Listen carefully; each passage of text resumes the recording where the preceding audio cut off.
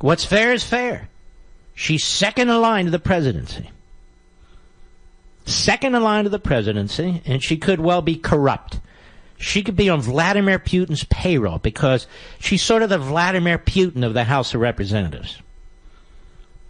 And there's a similar look if you look in a certain light. But in very, very serious, she's sort of the Vladimir Putin, the fascist of the House of Representatives.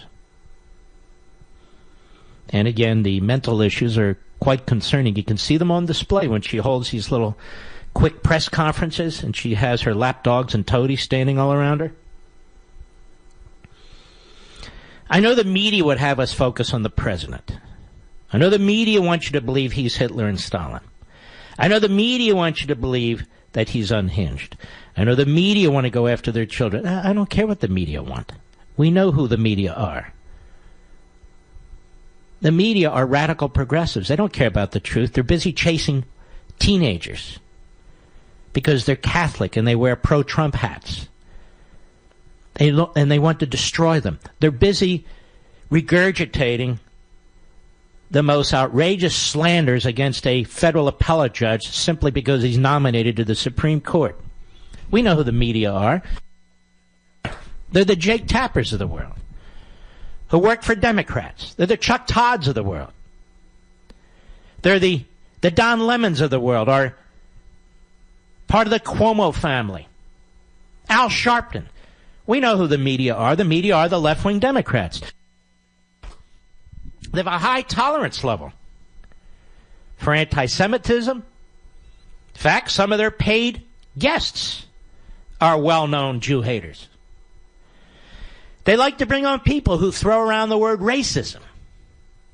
Presidents are racist. His supporters are racist. Anyone who doesn't support their agenda is racist. And everybody who voted for Trump is a white supremacist, even if they didn't vote for Trump. We know who the media are. We dismiss them, Chuck Todd. We have no regard for you whatsoever, Chuck Todd.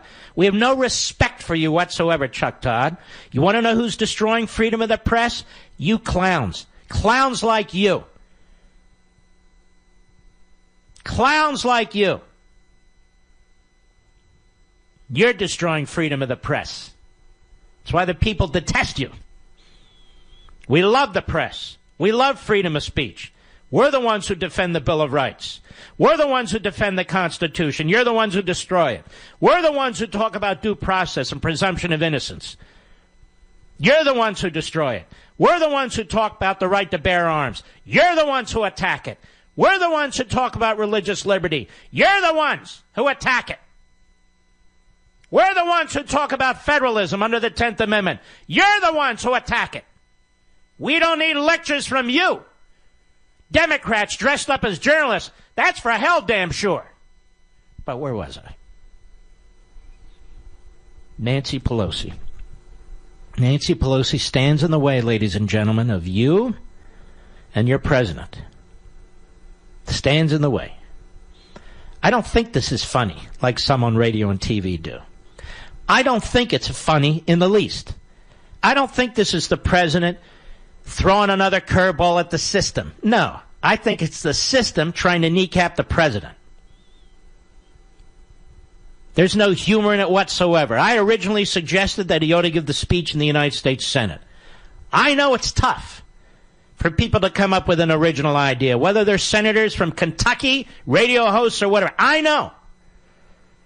But I have another idea. If he's to give a speech outside of Washington, D.C., then he ought to give the speech at Independence Hall, right there in the old Pennsylvania Assembly Room. And there's only enough room for some senators, and not all of them. And so be it. Right there at Independence Hall, where our Declaration of Independence was signed. Right there, where our Constitution was drafted and adopted. Right there. Right where George Washington sat. That's where the President of the United States should give a speech. Friends tell me, Utah, Texas, the Midwest, in a stadium, a rally. It's not a football game. It's not a soccer game. It's not a baseball game. We have fellow citizens who are dumb as doorknobs. On the left, they need to be educated.